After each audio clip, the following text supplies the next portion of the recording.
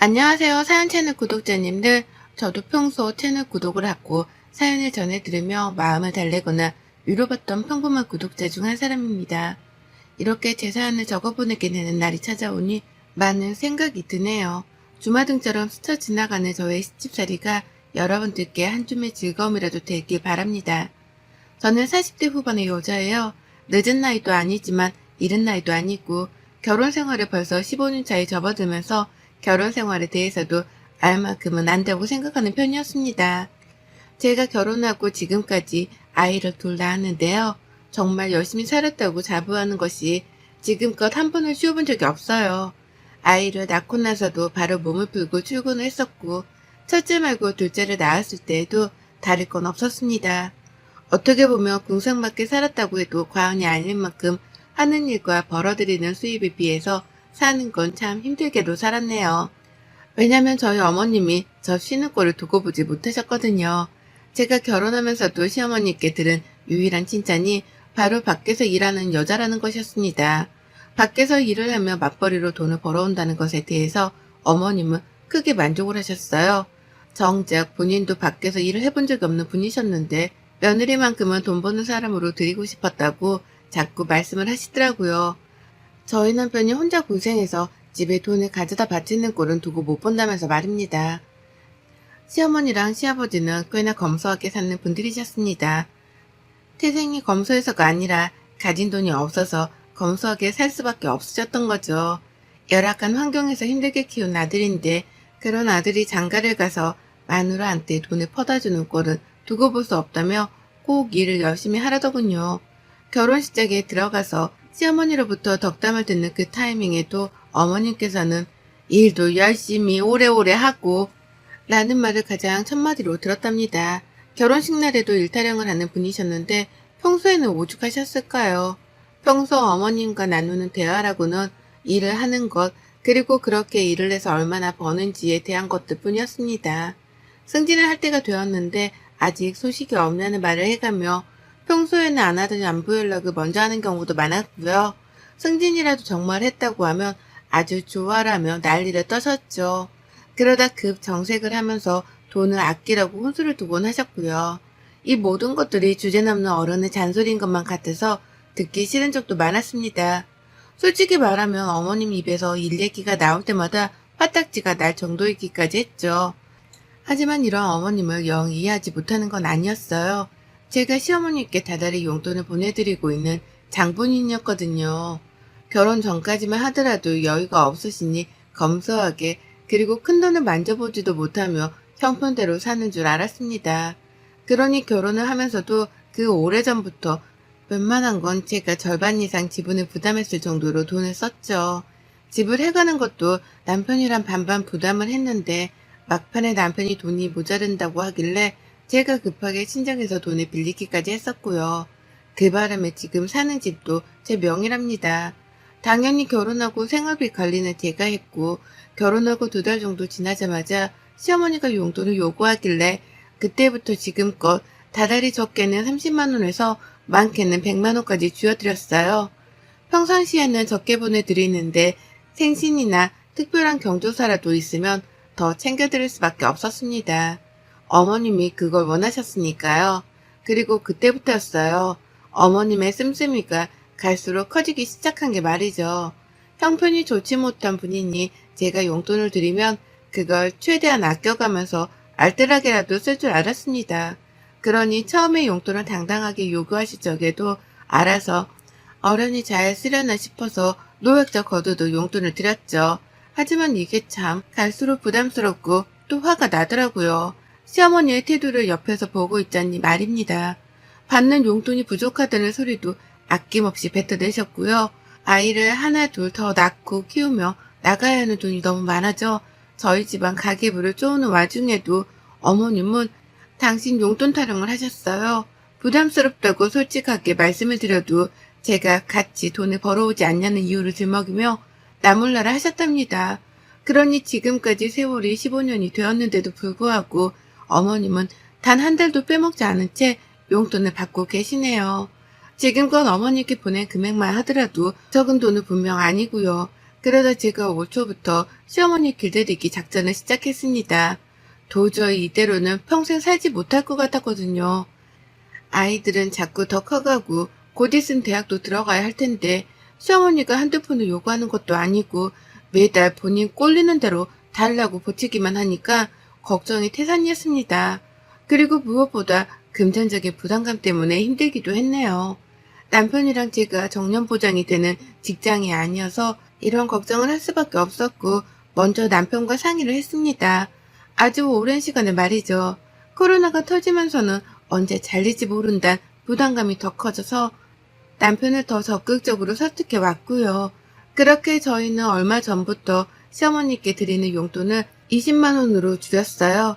지금도 절대로 작은 돈이 아니라고 생각을 하고 아이 둘을 키우는 4인 가정에서 시부모님 용돈으로 이만큼이면 할 만큼 하는 중이다 싶었습니다. 저희 부부 결혼하며 아무런 금전적 도움도 주질 않으신 분들이셨는데 다달이 20만 원을 보내드리는 것이라면 자식돌이는 다 한다 싶었던 거죠.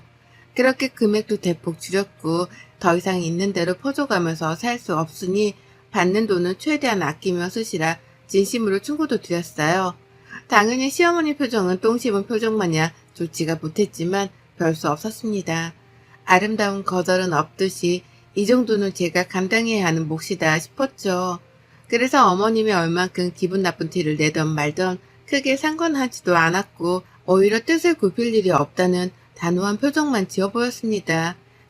그렇게 시작을 잘했다고 생각했어요. 그런데 그때부터 어머님이 세지기 시작했답니다. 불필요한 일을 만들어가면서 돈을 타내려고 하기 시작한 거예요. 갑자기 멀쩡하던 밥솥이 고장이라면서 밥솥 살 돈을 달라고 하질 않나. 평소에는 전자파 나온다는 소리를 해가면서 전자레인지를 잘 쓰지도 않더니 갑자기 집에 있는 전자레인지를 새 걸로 바꿔야겠다면서 새 걸 살 돈을 달라고 하기도 하셨습니다. 한 달에 한 번씩 용돈을 받으면 그걸로 모아다가 필요한 걸 사라며 당연히 거절을 했죠. 아껴 쓰시라고 용돈을 드리는 거니 더 달란 말 좀 그만하라고 신세 타령도 했습니다. 시부모님 잘못 만나 내가 이 나이 때껏 내 부모도 아닌 분들께 얼마나 갖다 바치고 있는 거냐면서 힘들어 죽겠다 하소연도 한참을 해봤어요. 이렇게라도 하면 조금이라도 우리 돈 쓰는 걸 아까워해 주실 줄 알고요. 하지만 그런 반응은 잠시뿐이었어요. 당신 아들한테는 돈 달란 말을 한마디도 안 하면서 제 앞에서는 돈 없단 소리를 잘만 하고 사는 것이 정말 미워 죽겠었습니다. 남편이 생활비는 괜찮냐 물어보면 니들이 그렇게 고생해서 벌어 나오는데 이 정도면 충분하지 라며 이해심 많은 티를 내곤 하셨는데요. 제 앞에서만 서면 돈이 더 필요하단 말을 반복해가며 저를 힘들게 하셨죠. 이중적인 태도 때문에 저는 더 승질이 날 수밖에 없었던 거고요. 하지만 얼마 전 어머님의 생신날이 찾아왔을 때 제가 큰 실수를 범하고 말았습니다. 어머님이 어떤 분이신 줄을 안다면 생신 때에도 그냥 어영부영 넘어갔어야 했는데 제가 실수를 하고 오지랖을 부린다면서 어머님께 선물을 사드리겠다고 해버리고 만 것이었죠. 제 딴에는 어머님이 그간 저한테서 도무대로 쓴소리를 많이 들으셨기 때문에 적어도 생신 때만큼은 사고 싶은 걸 사게 해드리고 싶었습니다. 1년에 한 번이었고 용돈을 줄이는 처음 맞이하는 생신이었으니까요. 평소에 살 돈이 필요하다면서 꺼내셨던 제품들이 커피포트, 에어프라이기 같은 것들이었기 때문에 저렴한 걸로 시부모님께서 쓰실 용도로 10만원에서 많게는 15만원으로 가격을 잡았습니다. 그리고는 당연히 어머님이 그중 하나를 사겠다 하실 줄 알고는 사고 싶은 걸 사드리겠다고 말씀드렸죠. 바로 며칠 전에도 에어프라이기 타령을 하셨던 분이셨기에 말이죠. 그리고는 어머님 생신 전날 타이밍이 좋게 주말이어서 제가 어머님 댁으로 갔어요. 그리고는 같이 선물을 사러 나갔습니다. 돈을 보내드리려 했는데 어머님이 혹시나 돈을 더블로 부를까 싶었던 마음에 제가 직접 찾아가 결제를 할 참이었습니다. 그렇게 같이 집을 나섰는데 제가 차가 없는데 어머님이 택시 타령을 하더라고요. 너무 힘들어서 지하철로는 이동을 못한다고 말이죠. 처음엔 욱했으나 일단 참았습니다. 그리고는 알겠다고 하고 같이 택시를 탔는데 글쎄 종로를 부르시는 거예요. 그 먼 강동구에서 종로를 말입니다. 택시비가 벌써 후덜덜하게 나오는 와중이었고 제 마음은 이미 너덜너덜해졌어요. 종로로는 뭐 때문에 가려고 하나 싶어서 혹 그 주변에 있는 무슨 시장이라도 가는 줄 알았습니다. 근데요, 어머님이 저를 엄한 곳으로 이끌더라고요. 보석 상점이 가득한 거리로 말입니다. 저도 처녀 시절에 그 주변에서 영어학원을 다니면서 보석 상점이 많다는 걸 알고 있었습니다.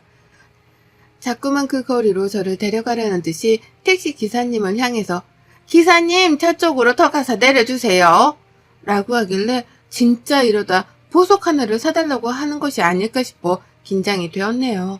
그리고 급기야 보석 상점 앞에서 보란듯이 여기에요 라고 대답을 하시는 순간 속으로 얼마나 똥줄이 탔는지 모릅니다. 가지고 싶은 걸 사드리겠다고 한 그 말 실수 한마디 때문에 어머님이 나를 보석 상점으로까지 이끄셨구나 싶어 뒷골이 부진장 땡겼죠. 그리고 그날 저는 당당하게 보석 상점 안으로 들어가서 자신이 집에서 챙겨나온 금을 꺼내드는 시어머니를 지켜만 봤습니다. 어머님은 집에서 챙겨온 아주 조그마한 금반지를 꺼내들더니 그거랑 다른 금을 같이 녹여서 새로운 반지 하나를 만들어달라 요구하더라고요. 미리 조사라도 해온 건지 저는 뭐가 뭔지 하나도 모르겠는데 어머님은 디자인까지 미리 핸드폰으로 사진까지 찍어뒀던 걸 직원에게 보여주며 주문을 했어요. 순식간에 디자인 상의가 완성이 되었고 저는 그날 무려 109만원어치를 결제하고 말았습니다. 살떨리는 상태로 카드를 내밀었고 6개월치 할부로 결제를 하는데 저도 모르게 제 옆에서 다른 반지를 구경하던 시어머니의 뒤통수를 째려보게 되더라고요. 당연히 부담스러워서 100만 원이요? 라며 거절의 뉘앙스도 대놓고 뱉어냈지만 어머님은 듣질 않으셨고 원하는 거 다 사주겠다더니만 라며 오히려 치사하단 말씀을 하셨어요. 앞에서 직원까지 나서서는 시어머니가 대접을 잘 못 받으시네 어쩌네 하며 어머니 편을 드니까 저는 분위기에 휩쓸려 등신 호구같이 그걸 결제해버리고 만 것이었습니다. 가게를 나오며 바람이 꽤 차가웠거든요. 근데 전 피부보다도 제 심장이 더 차갑게 얼어붙는 것 같았어요. 더욱이 고맙다는 말조차 까먹은 건지 집으로 돌아가는 길조차 당당하게 택시를 잡아타는 어머님을 보며 저는 이를 바득바득 갈았답니다. 내가 지금 호구처럼 잡혀서 시어머니께 돈을 홀라당 뜯겼다는 걸 그제서야 인지했기 때문이었죠. 그간 용돈 좀 더 달라고 힘들어 죽겠다는 소리를 하셔도 잘 버텨가면서 20만 원씩만 쥐어드리고 있었는데 이렇게 허무하게 돈 100만 원을 긁어버렸다니 저 스스로가 너무 한심하고 바보 같아서 수치심까지 밀려 들어오는데 이걸 해결할 방도는 딱 하나뿐이더라고요. 바로 시어머니께 당한 만큼 똑같이 갚아주는 것이었습니다. 제가 할 수 있는 건 그것뿐이었어요. 그래서 계획을 세우고 실행에 옮겼죠. 무슨 코미디 한 편 찍는 것 마냥 시어머니를 상대로 제 딴엔 피해 복수를 감행했습니다. 100만 원의 보석값을 결제해드린 후 저는 이전과는 달리 아주 살갑도록 시어머니께 연락을 취했어요. 보석을 사드렸는데 어머님이 너무 좋아하던 모습을 보니 죄송한 마음이 컸다면서 앞으로는 어머님께서 필요하신 게 있으면 제가 좀 더 제 지갑을 열어서라도 쓰고 베풀며 살겠다 개소리를 시전했죠. 한마디로 마음에도 없는 말이었는데 입에 버터를 발라가면서까지 시어머니께 아부를 떨었던 겁니다. 하지도 않던 아침 인사 전화를 하질 않나, 돈도 필요한 건 없는지 남은 용돈을 묻질 않나, 어머니 입장에서는 제가 갑자기 왜 이러나 싶어서 정신이 나간 줄 아셨을 거예요. 하지만 제가 다른 것도 아니고 돈이 더 필요하지 않냐면서 안부 연락을 해오니 어머님도 싫진 않으셨는지 매번 장황하게 대화를 나눠가면서 꼭 마지막엔 돈이 모자란다 소리를 덧붙이셨어요. 그리고 전 침묵을 쌌던 중 어머님께 밥을 사달라 했죠. 용돈을 올릴지 말지에 대해서 생활비 내역도 따져보고 어머님이 뭘 더 필요로 하시는지에 대해서 들어보며 서로 많은 대화를 나눠보자면서요. 제 의도가 먹혔는지 어머님은 너무나 행복해하면서 아이고 밥 한 끼는 내가 얼마든지 사주지 라고 하며 당장 약속을 잡으셨습니다. 그리고 저는 그날 바로 먹고 싶었던 식당이 있었다며 시어머니 집 근처 고깃집을 예약했죠. 소고기집을 예약하면 겁이 난다고 안 나오실까 싶어 일부러 돼지고기집으로 예약을 했고요. 그날부로 저는 단 이틀 동안 미친 듯이 머리를 쥐어짜면서 핸드폰을 만져댔습니다. 저의 작전은 제 모든 친정 식구들을 그 돼지고기 식당으로 부르는 것이었으니까요. 한 사람도 빼먹지 않고 모조리 다 연락을 취했어요. 저희 여동생 부모님은 물론이고 이모들이랑 이모부들까지 가깝게 지내는 사람들만 연락을 먼저 취했는데도 벌써 사람 인원이 10명을 훌쩍 넘기더라고요. 다들 성인인데 한 사람당 1인분씩 먹을 것도 아니었기 때문에 지불해야 할 돼지고기 값만 최소 10인분이 넘어갔고요. 거기에 어린애들까지 더해서 참가를 한다고 하니 추가로 나갈 밥값에 찌개값, 그리고 술값에 냉면 등등 부가적인 음식값까지 나갈 돈 목록이 한가득이었답니다. 너무너무 좋았어요. 작전이 성공적으로 흘러가고 있었으니까요. 그리고 약속 당일날 저는 일부러 저희 친정 식구들을 30분 정도 늦게 불러냈습니다. 식당 예약을 인원에 맞게 하기는 했으나 주변 테이블을 비워두기만 할 뿐 아무 말도 안 했어요. 시어머니는 제가 식당 예약을 한 줄도 모른 채 식당 장사가 안 되는가 보다 하면서 남의 집 가게 걱정을 하셨고요. 본격적으로 저한테 용돈이 모자라는 이유에 대해서 설명을 하느라고 입이 닫힐 새도 없이 말을 주절거리셨답니다. 그리고 이 모든 대화가 절정으로 흘러가고 시어머니의 입에서 다달이 적어도 40만 원을 줘야 한다는 요구가 튀어나온 순간 우르르 몰려들어왔습니다. 저의 든든한 편들이 말입니다. 하나둘 제 이름을 부르면서 저 멀리 입구에서부터 걸어 들어오는데 시어머니의 표정이 파르르 떨리더라고요. 자연스럽게 제 옆에 테이블에 앉다 못해 중간에 나타난 저희 친정 부모님이 저랑 시어머니가 앉아있는 테이블에 같이 앉자 시어머니는 도대체 이게 뭔 일인지를 모르겠다는 듯이 벙 쪄버리셨죠. 그리고는 제 입에서 오늘 저희 어머님이 쏘는 날이니까 드시고 싶은 거 마음껏 드세요. 나는 폭탄 선언을 듣자마자 놀란 가슴을 진정시킨다며 화장실로 주랭랑을 쳐버렸답니다. 도망치는 게 아닌가 싶어 걱정은 했으나 그 이상의 걱정은 필요 없었죠. 제가 벌써 시어머니 쓰는 카드를 제 손에 들고 있었거든요. 바보 같은 시어머니께서 며느리한테 용돈을 더 받으러 나왔다고 신이 나셔서는 제 입에서 돈을 더 드리겠다는 말이 나오지도 않았는데 혼자 지갑에서 카드를 꺼내셨어요. 그리고는 영수증 위에 카드를 올려놓고 이걸로 결제한다며 마음껏 먹으라 하셨죠. 자신이 카드를 밖에 꺼내놨는지 기억도 못한 채 혼자 마음을 진정시킨다고 화장실로 도망치시는데 뒷모습을 보니 딱 제발저러서 도망치는 도둑놈 같았습니다. 저도 없는 양편의 어머님께 이런 짓을 하는 게 조금은 죄송스러웠지만 저도 똑같이 이런 상황을 며칠 전 겪었는지라 어머님께 가르쳐드리고 싶었어요. 남의 돈을 쉽게 쓰려 하는 게 얼마나 큰 상처를 주는지에 대해서 말입니다. 그 상대가 다른 사람도 아닌 가족인데 가족의 돈을 쉽게 쓰려 하는 게 얼마나 서로에게 피해를 주는 일인지에 대해서 말이죠. 저희 친정 식구들은 모조리 다 테이블에 자리 잡고 앉아서는 저마다 고기를 주문하고 난리도 아니었어요. 직원 3명이 갑자기 붙어나와 주문을 받을 정도로 갑자기 가게가 인산인해를 이뤘고 시어머니는 모두가 주문을 마칠 때쯤에 화장실에서 기어 나오더라고요. 그리고는 곧장 저를 밖으로 불러내셨습니다. 표정이 흡사 화장실 안에서 대성통곡을 하기라도 한 듯이 얼어붙어 있더라고요. 무슨 말을 꺼내렸나 싶어 아주 호기심 가득한 표정으로 시어머니를 따라 가게 밖을 나섰는데요. 어머님이 자기 카드를 찾더라고요. 내가 아까 꺼낸 거 있잖아. 그거 돌려줘. 내 카드 돌려달라고. 라고 하며 화를 내 저도 물었습니다. 아니, 저 먹고 싶은 대로 사주신다면서요. 그래서 친정 식구들까지 불러 다 같이 기분 좋게 나눠 먹자고 한 건데 뭐 문제 있나요? 라고요. 어머님은 속이 답답한지 자신의 가슴을 쳐가면서 따졌어요. 아니, 내가 언제 네 친정 식구들을 사준다고 했냐. 내가 너 사주겠다고 부른 건데 네 식구들까지 우르르 데려오면 어떡해. 라고요. 하지만 저도 당당하게 말대답을 하며 시어머니 화를 더욱 돋구었습니다. 그럼 어머님은요? 제가 언제 어머님께 강동구에서 종로까지 왕복으로 택시비를 쏴드린다고 했어요? 제가 어제 어머님 생신 선물로 그달 용돈에 이어 100만 원짜리 반지까지 사드린다고 했어요? 서로 다 힘들게 열심히 아껴가며 사는 줄 뻔히 하면서 먼저 돈 100만 원 지르며 사치를 저지른 건 어머님이시잖아요. 라고 하면서 울컥하다 못해 열불이 나서 남의 가게 앞에서 소리를 질러가며 질책을 했어요.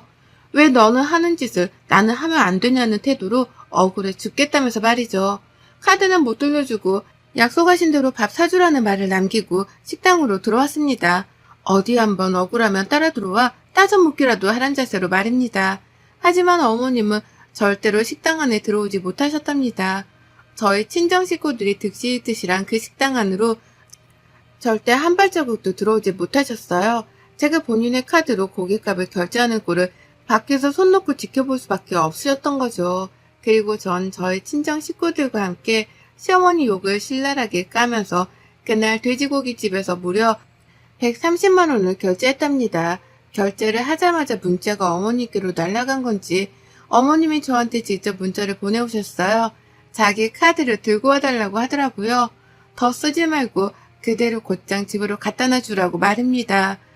하지만 저는 경비가 아까우니 필요하면 어머님이 들고 가시라는 말을 남긴 채 곧장 어머님 카드를 저희 집으로 가지고 갔답니다. 이렇게 저는 시어머니가 한 것처럼 똑같이 20만 원이 좀 더 넘는 금액을 더 써가면서 시어머니께 같은 방식으로 복수를 해냈고 성공적으로 끝이 났답니다.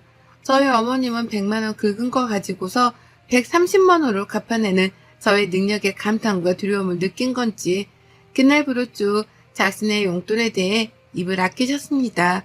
당장 20만 원이라도 받고 있는 것에 만족을 해야 한다는 걸 이제서야 깨우친 것이었죠. 그 덕에 저도 시어머니한테 더는 돈 빨려나갈 걱정을 잠시라도 접어둘 수 있게 되었답니다. 정말 지긋지긋했는데 이제서야 시어머니의 그 입을 다물게 해드릴 수 있게 되었네요. 더는 어머님이 멀쩡한 가전제품을 새로 사야겠다 하면서 주접떠는 연락도 하지도 않고 계시고요. 저한테 함부로 돈을 달라 했다간 그 배로 자신의 돈을 써야 할지 모른다는 부담감 때문인 건지 시어머니는 결혼 이래 최초이자 가장 오래도록 저에게로부터 멀리 거리를 두고 계시답니다. 어색했던 결혼 초에도 용돈 달라는 문제로는 꼭 주기적인 연락을 먼저 하셨는데요. 이젠 생각을 달리 하기 시작한 건지 침묵을 택하기 시작하셨어요. 덕분에 저의 마음은 어머님의 목소리를 듣지 않게 되어 그 어느 때보다 평온한 상태랍니다. 진작에 돈 가지고 어머님을 겁줬어야 했는데 결혼 15년 차인 이제서야 일이 복수를 감행해본 저를 반성하면서 앞으로는 덜 소심해하며 더 대담하게 시어머니를 다뤄야겠다 맹세했네요. 어머님 덕분에 그날 저희 친정 식구들은 뱃속에 기름칠 해가며 잘 먹었습니다. 저희 부모님께서도 안부 인사 전해달라 하는데 이 자리를 빌어 모두의 앞에서 감사 인사를 전해드려요. 덕분에 고기 잘 먹었습니다. 여러분의 생각은 댓글로 남겨주세요. 오늘도 시청해 주셔서 정말 감사합니다.